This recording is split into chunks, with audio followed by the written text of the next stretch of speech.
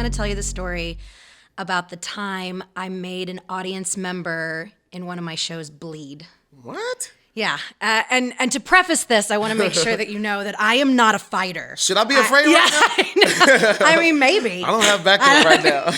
But I am all talk completely. Okay. I am sassy to the point of like, and then when it comes to blows, I'm like, deuces, I'll meet you at Chipotle. Right. So I'm not a fighter by any means. So to set the scene, basically, is that I'm not a normal comedian. I'm a musical comedian, and how I got into comedy was doing bits in the piano bar. Have you ever been to a dueling piano bar? Yeah. I used to go to one. There was Piano Pete's or something like that in Pete's, Dallas. Yes, in Dallas. Yeah.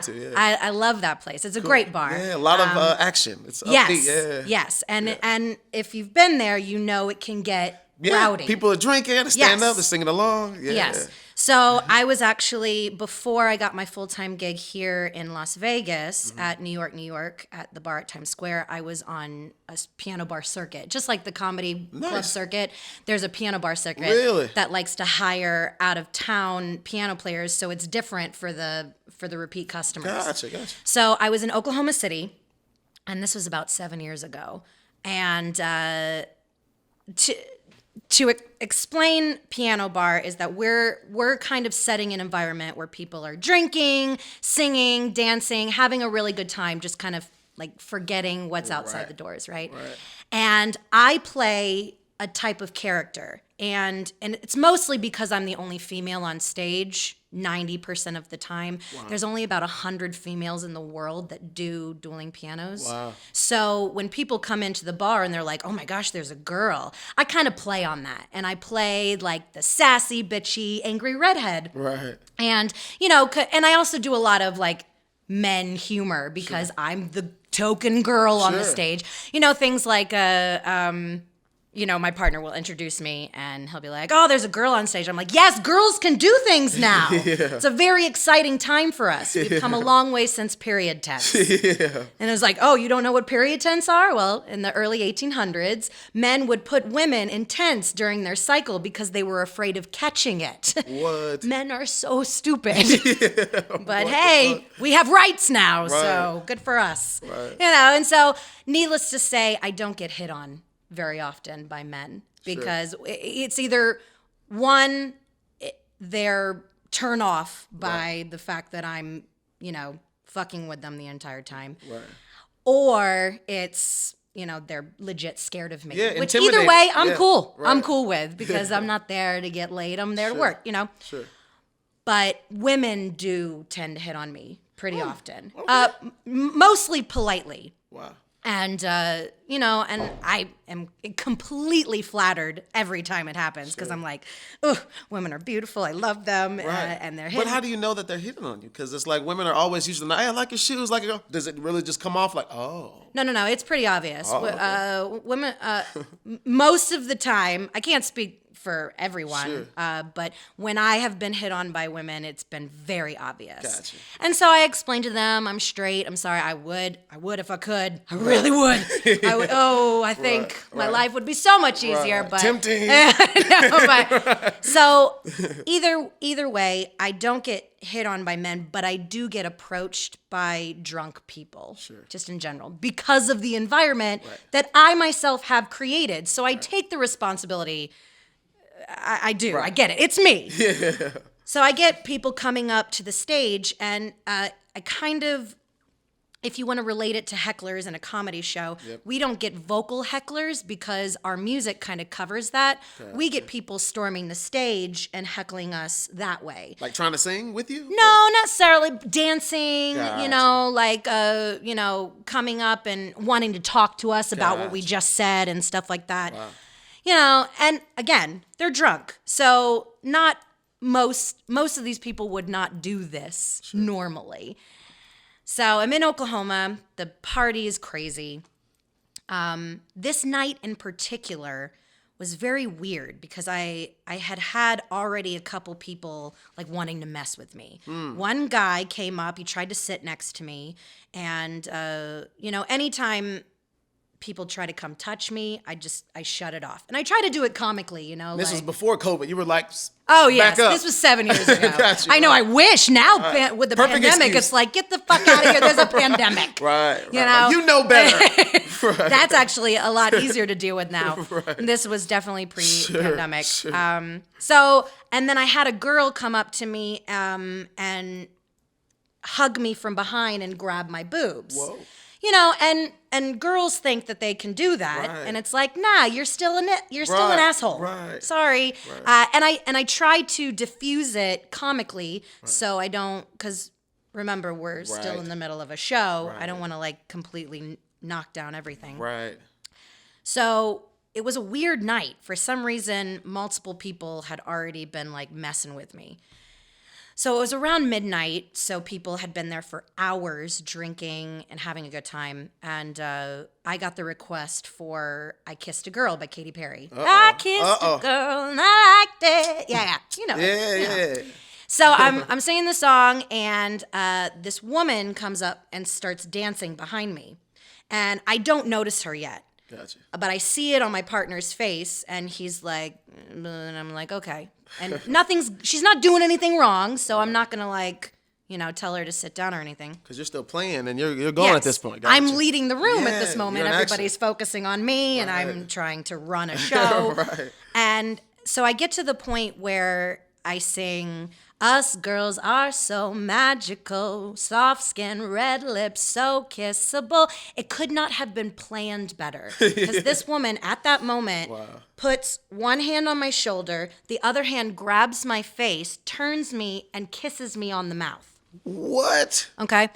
And this is actually not the first time that a woman has What? kissed me on the mouth during my show. But for some reason, I just woke up and chose violence. I really did. And so while she was kissing me, I bit her lip. What? And I pulled back. What? And this is where the story gets a little hazy for Whoa. me, because I'm not sure what actually happened. In my mind, I am bleeding like I'm in a Quentin Tarantino movie, right? And I've got blood all down. She disperses. I never see this woman again in my life. She's out. So either she fell back or her friends came and got her. What? And I'm bleeding. And obviously I've stopped playing. And I look at my partner across from me. Right. And I'm like, and he has this face of like, What the fuck? and I'm like, play something, play anything. Right. And he's like, oh, okay. And he starts playing Sunday, Bloody Sunday. And I'm like, What oh my kind of gosh. setup? But it was awesome because it literally, the whole room that was paying attention to what was going on just loved it. I got off the stage. I wiped down my face. Blood all on your face and shit. Yeah, it was like Damn. freaking Carrie to prom kind of thing. Damn. And I got back on stage. I finished my set. After my set was over, I went back. I tried to find this woman. She was gone. And they had left. What? I was so sure I was gonna get sued. I was like 100%. This woman is gonna sue me. Right, you bit a bitch. You I can't mean, fight I know. At show. I know. She bought and a I was ticket. like, I couldn't hide it. I had blood all over my face. Right, it wasn't me. I was like a freaking lion in the jungle. Right. It was, and I talked to the bar manager. He didn't even see it. He was in the back. So apparently, really, only the first like 3 front rows got to really experience the whole thing. But yeah, I will Holy never shit. forget this for the rest of my Where life. is this woman at? Woman, where are you? If I know. you don't email I was us. like, sorry, you did. Consent is hot, sugar. Right. You know. We got to hear her story. She might. nice. Maybe we can write one of those Craigslist posts. What is it, like missed connections or something? That's like, we Did met some at the piano bar. crazy ass redhead Right. bite you in the face? Exactly. In Oklahoma City. Where's we she at? need to hear your story. Right. That's wild as shit. So yeah. Wow. Well, shout out it. to you for continuing the show after that. I feel like after Oh, that, I'm a lot a of people would have been done. professional. I'm a professional. Hella professional. I mean, I'm trying to imagine this. See, See, I wish it was that seamless. I would feel more badass about it. But Right. really, I've never gotten in a fight, like a fist fight. It's just, this Wow. was just in the moment. I don't know if it was the other people. It was like the last straw kind of thing. Right. And my mind just went blank. And your hands were busy. So I know. Oh, you want to kiss me? You Mike Tyson this shit. All right, well, let that be a lesson to you, fellow comics and gentlemen out there. Don't try her ass, okay? Don't try her, okay? I like to say don't mess with a redhead There it because is. you won't live to regret it. So. Straight up. Well, hey, I'm glad we got a chance to sit down and kind of get to know each other a little bit. too. We met maybe a month and change ago. It was, about a month. Yeah. So you're originally from Florida. And you started comedy in Florida, or did you start? No, actually, I started when I came here. I moved here. My boyfriend was doing a show at the time. And A show? Yes. He's a rock vocalist, singer. Cool. So was piano something you've been doing your whole life? Piano, I did when I was very little, and I Gotcha. quit for a span of time. Then when I went to college, I went for vocal performance. Gotcha. And when you go for vocal performance, you have to have a secondary instrument. And Wow. most of the time, people choose Look piano at because that. it's easier. Yeah, well, that's good. I mean, there you go. To all the parents out there, you put your kids in that shit. It's they true. may fall off, but they pick this shit back It's up true. when it's cool. I wish I didn't quit. To the Right. people who are watching, don't let your kids quit because I would be so much better at the piano if I had kept going Right. through since I was started at 11 Right. to now. But But I think it's good that you did, though, because had you gotten better at it, you might have just had a career as just a pianist Oh, yeah. and got a gig playing here or there. But the fact that you were my able life to would tie have been a comedy lot into less fun. I think. Yeah. it's You would have more been biting bitches at interesting. shows, right?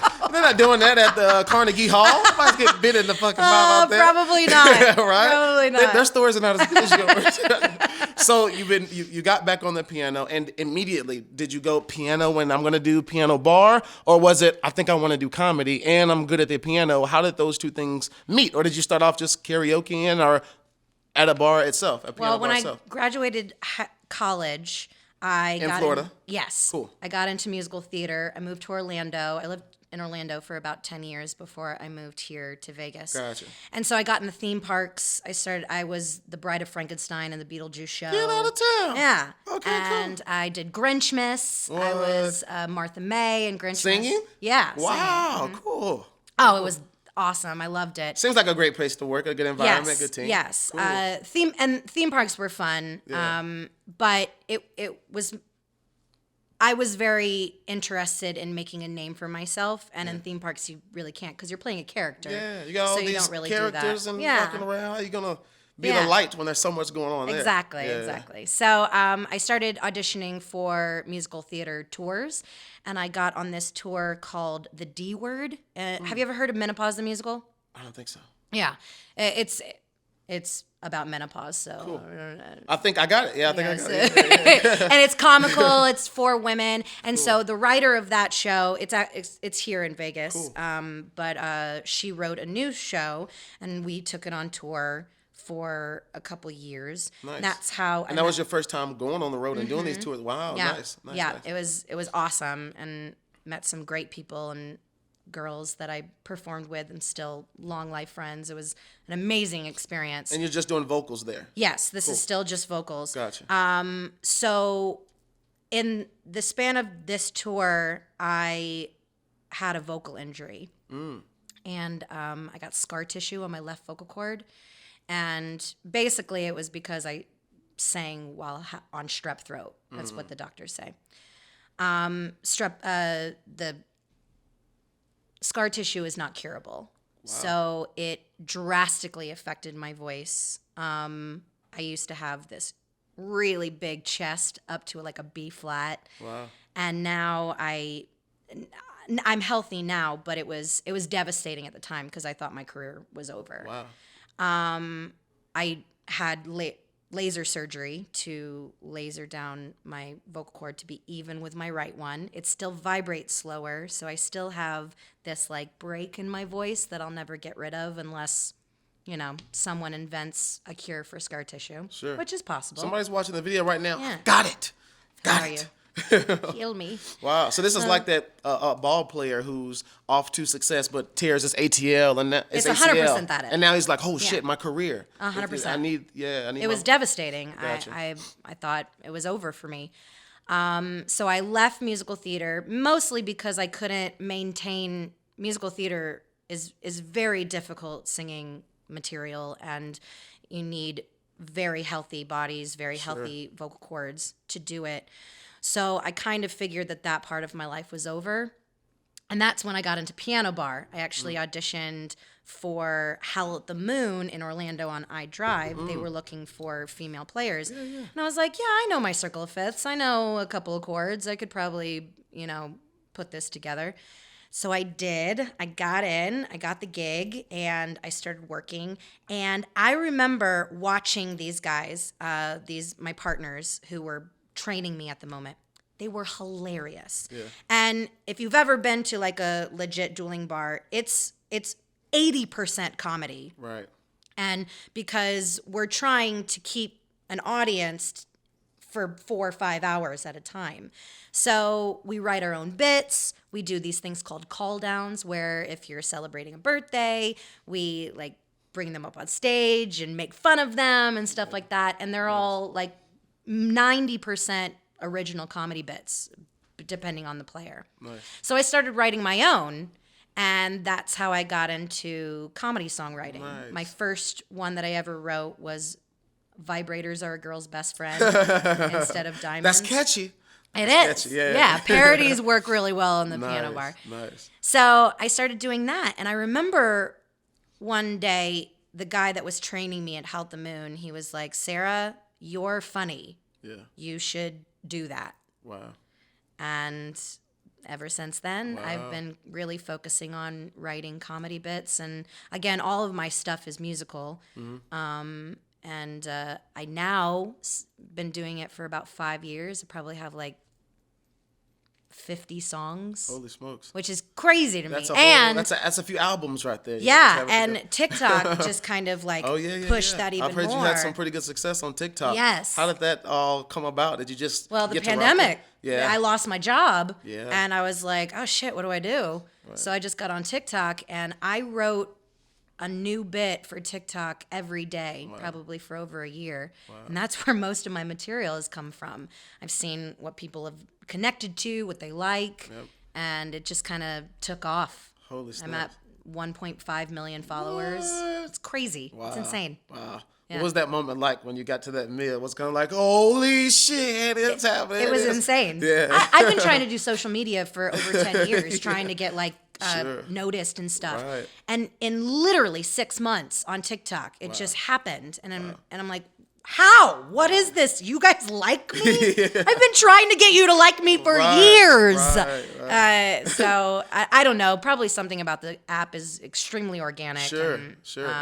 So yeah, that's dope. That's dope. Really how have your family, friends, and kind of everyone that knows you adapted to you transitioning into being a comic and doing this and traveling? That's hard to say. Pretty supportive circle, would you say? They're always supportive. Cool. They like it. Yeah, right. I was raised very conservative. Yeah. And Me too. They can be a little judgy about your stuff sometimes. Yeah, and honestly, I feel bad for them because your family members, they feel responsible for your salvation and your soul, and it's just like you're not. Right. You're not responsible for that. I am. Right. Like whatever I believe and whatever you believe. Right. So I try to keep stuff. My dad actually watches my TikToks. Oh, wow. Before he shows them to my mother now. Oh, it's good. A little filter. Yes, it is. So she ain't gonna want to see this. Yeah, exactly. No, she ain't like and this. I appreciate that about him Yeah. because I get these calls from my mom, and and I love her to death. She's the reason why I started singing. Oh. She's retired now, but she was an elementary school music teacher for 37 nice. years. Shout out to your mom. What's her name? Mama Pixie. Pixie. Pixie Shout out Gay. to Miss Pixie. All right. Lovely. I love that. She won't be watching this. Oh, okay. This is appropriate, Pixie. This fast forward to whatever minutes we're at now. Get to this part, Yes, Miss Pixie. this is the nice part. This is the good part. Right. Yeah. So this question I have to know because I have a lot of good female friends that are comedians, a lot of good friends I met in the business for years, and I'm curious as to how it is dating and trying to meet people and try to have a relationship. I have some comic female friends who are in good relationships and it works. I have some that are trying to date and it's tough because a lot of guys are intimidated by a woman who's the star of the show, who's the act, who's Yeah. got the following, who's got the clout, who's confident, who's got and it takes I think a special type of man to be able to step in and say, I'm cool with all of that. I still fucks with you, baby. Whatever. I see you when you come home, baby. Go out there and keep making that action, baby. Well, Sure. I'm extremely lucky. I really am. I've been with my boyfriend for almost 8 years now. Oh, nice. And he's an entertainer himself. Oh, nice. So he knows the business. Cool. He also is pretty well known in his circuit. His name is Andrew Freeman. Okay. He's the singer of a band called Last in Line, which is the old bandmates of Dio. I don't know if you know who Dio is. I don't know Dio. 80s metal. Nice.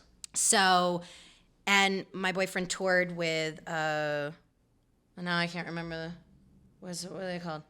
It's a white, pretty fly for a white guy. Come on! This isn't ice. Shoot! Yeah, it's a, Not Vanilla Ice. I'm a fan, obviously. I don't know if Yeah. you could tell. Dang It's it! not hitting. It's not hitting. It's not hitting. All good. But that's dope. 8 years. But yes. And I hear that that's a good way for it to work. Get someone who already has their own thing going on. Yes. Who's already successful or know where they're going, and then it's good. It can kind of balance out. And I mean, I really do owe a lot to him because coming in as a piano bar player, and I moved to Vegas to be with him, technically. Which is not the smartest idea. It worked though. But It worked. It did. It worked. It could have been awful. Oh yeah. But I literally sold everything. I was in the middle of a divorce at the Wow. time. I sold everything that I owned, packed my car, and drove across country to be with this man that I had been dating for a month. It's a fairy tale. A month. Wait a minute. I am an Let idiot. me put the tears I away. know. You took a gamble. I did, 100%. And Wow. it did work out. But like things, he has a career and he's been settled and he's my number one fan. Oh, that's dope. And even now to when I lost my gig during the pandemic, he lost his gig too. Wow. But you know, he had some money saved away, so we were good through the pandemic. But he was the one that created a second studio in our house for me to record with. Like, Look at that. He's What's his first name again? Andrew Freeman. Andrew Freeman. He's Shout out just- to Andrew, man, for being he's a real one. He's a good man. Nice. Look at that. I'm very lucky. Andrew, you gonna get something tonight, player. She put it out there. Oh, yeah. Andrew Maybe is a good backdoor man. stuff. Right? Who knows? Uh-oh. Who knows? He snap. deserves it. There I'll it be is. sleeping. It's fine. Oh, see there. I tried, Andrew. I tried. Well, dope, man. So tell us about what's in the future. What's coming up for you? Is there any goal? Obviously, you want to continue to work. You want to go TV. Do you see yourself just being a touring professional, or would you like to transition onto TV film, or kind of what's your I would goal love with to. The sky's the limit. And Yeah. I give the example of Bette Midler as what I would like to be. Yeah. Because she started out and she's a vocalist, she's a comedian, she got into movies, she got into TV. And I think that with what I'm offering, I could do all of that too. Yep. But at the same time, if I could just be Sarah Hester Ross, Right. musical comedian, Yep. I'd be okay with that Home too. run. If I could make a living off of that and tour and do my own stuff, I think I would be happy, very Nice. happy with that. And granted, I'm happy with what I do now. Sure. If you are in Vegas and you are anywhere in New York, I work at the bar at Times Square 4 nights a week. Nice. And it's fun. It's a really great time. The piano bar is fun. Cool. But I do. What spot? Sorry. What spot in New York? It's called the Bar at Times Square. Okay, cool. It's right smack dab in the middle of the casino. You can't miss it. Cool. Two loud ass piano players just screaming. Sweet. And screaming at I have to check audience that out. I'm members. planning my next Yeah. trip out there too. That's why I started comedy in New York. Oh, okay. Yeah. Oh, So very I started comedy in New York and stayed there. No. 6-7 New years. York Hotel. Here. Yes. Oh in Vegas. yeah. I was like, holy shit. Yeah. All the way. How do you do that once a week? I'm very good. Holy shit. Okay, I was about to say, okay, back here. Gotcha. New York Hotel and Sweet. Casino. Sweet. I wish. That'd be awesome. But the bar is called what? Bar at Times Square. Bar at Times Square. Okay, cool. Well, I'll definitely have to pull up there. Yeah, so I do that 4 nights a week. But right now, what I'm kind of focusing on is my comedy special. Uh-oh. It's all a joke. and I just filmed it Nice. live in Vegas in front of a live audience. Holy shit, how was that? Oh, it was great. Nice. It was a dream come true. Oh, nice. I've been working towards that goal for 7 years. Sure. So it was a full circle moment for me. I got a pro recording of it. I'm going to release it as an album first, and then I'm going to try and shop it, Nice. see if I can sell it Sure. as a show itself, and then maybe possibly tour it if I can. Ain't no possibly if I know. can, girl. You got it. You just Yeah. gotta set them dates. And I mean, I have people. I mean, because Right. of my TikTok following and stuff like that, I've got Right. people asking me all the time It's if just I'm setting the going to tour venues and up stuff. and putting it together. Yeah. Yeah. Hell yeah. So I just need the people. I need the people to come behind me. For sure. They're behind you. Yeah. They're behind you. Perfect view too. Best Exactly. view in the There it house. is. There it is. For good. sure. Well, I'm glad we got a chance to catch up. Please let everybody know where they can follow you and how to get. I mean, a lot of them probably already are since she said 1.5. You know what I'm saying? But for the rest of the world, I could please use tell more. everybody. I can have more. More the merrier. Tell everybody where they can follow you, where they can get you out. Yeah, all my social media handles are Sarah Hester Ross. And follow me on Spotify. I actually just released a song yesterday called "Don't Be a Ball Sack." I'm really excited about it. I want to find that one. Oh, it's good. It's wanna a find good one. So go check that out. And if you follow me on Spotify, you'll see the release of "It's All a Joke" when it comes out. Nice. Check that out, y'all. Don't be a ball sack. Don't. And if you come to her show, don't sneak up behind her and try to kiss her. And, you'll probably have a good time as long as you don't try to do that. At least you get a good story out of Right, it. Maybe a nice right. battle scar. Hey, sir, I was hoping that... Hey, so it's been another dope-ass episode of Laugh After Dark.